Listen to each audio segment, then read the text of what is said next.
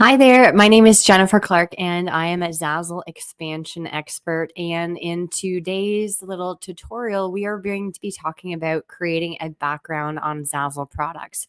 A lot of you might not know, but creating a background on Zazzle products is a little bit finicky, especially when it comes to the customer designing your product and changing the design if they come in and try to personalize it. So, I'm going to be speaking about how to add a background and also add a background that can be changed by the customer if they go into the design tool on one of your Zazzle products. Okay, this is a little unknown fact that not very many designers know about and also can hinder your sales sometimes when a customer comes to your product and cannot actually change certain things on the design. So I'm going to share my screen and we're going to go on to Zazzle.com and I'm going to walk through this exact step with you. So I am on Zazzle.com and I am going to go into this little 3-line button here and I'm going to go to create your own and then also shop all products. This is just what I generally do anyway. When I'm creating a new product on the Zazzle marketplace, I get to go in and I can search for certain products and then I can also look in all of the different categories. I'm just going to be creating a notebook for the purposes of this tutorial here. And I'm going to just choose the simple spiral notebook just to show you what I mean by creating a background on a product.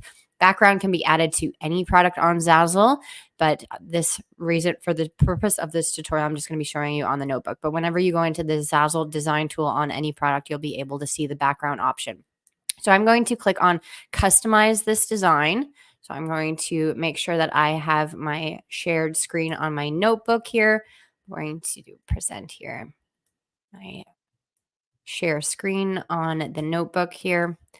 And we are going to then now create this product. So I've clicked on that notebook and now we have this up. So I'm going to click on the customize this design here and you're going to be able to see then the layers of the product. So I can see the front and then also the background. If I chose a different product with a back of the product available to be edited, you'll see it here in the layers, but I only have the front on this specific notebook that I can change. So here on that layer option, you can see this background button and I can say add. You can add a color or you can upload a background image. And this is what I mean by uploading a background image. If I chose to upload this floral graphic pattern, for example, first of all, it creates the background and then it's not actually in my layers. I can't see it except in that background option. And I also can't scroll or I can't manipulate this image. I can't drag and drop. It's made it so that it's the background. It's blown the image up. And unfortunately, also the image is a little bit blurry because it has been put out of the proportions of the dimensions of the pixels.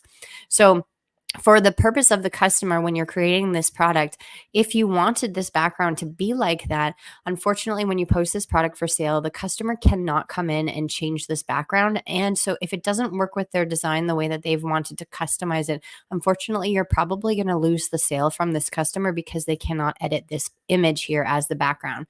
So first off, I would say, don't use a background image. You can remove this image by clicking on this button here that says remove image.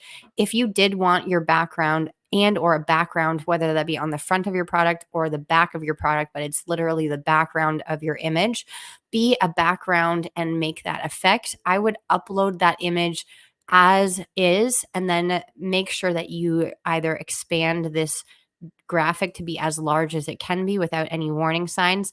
And you can also see too, as soon as I get to a certain point of when I'm actually making this image too big, it will notify me and give me a warning sign, which I've just gotten here.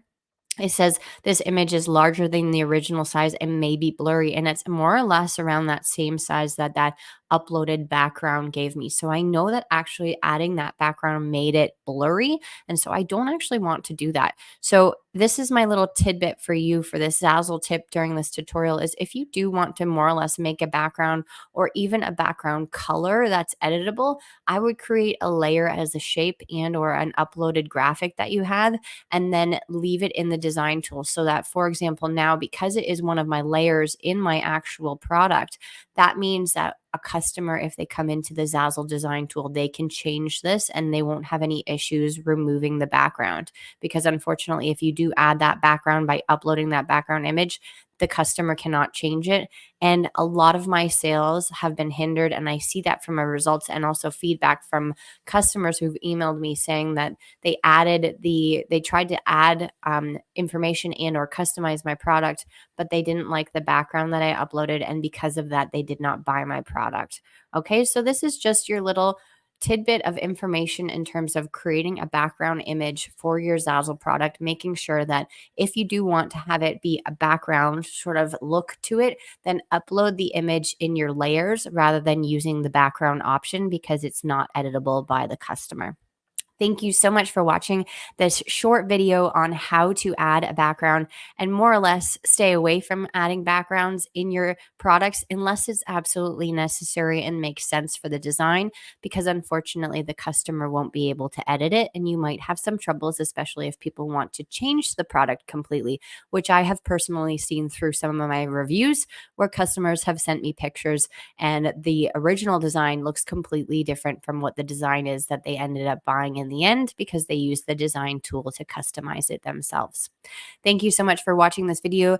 Click the like button, comment below if you knew this information about the background images on Zazzle products. Comment any other things that you would like to see on this YouTube channel. And I am always looking for new people to let me know how they thought about this video, how you enjoyed it, what you learned. So we'd like to interact with you here. So comment below any comments, questions, concerns, and then also any information about tidbits of information that you want to learn about Zazzle, the next tips of the day, and then also anything that you want to learn and see on this YouTube channel. Thank you so much for watching, and I'll see you in the next one. Bye.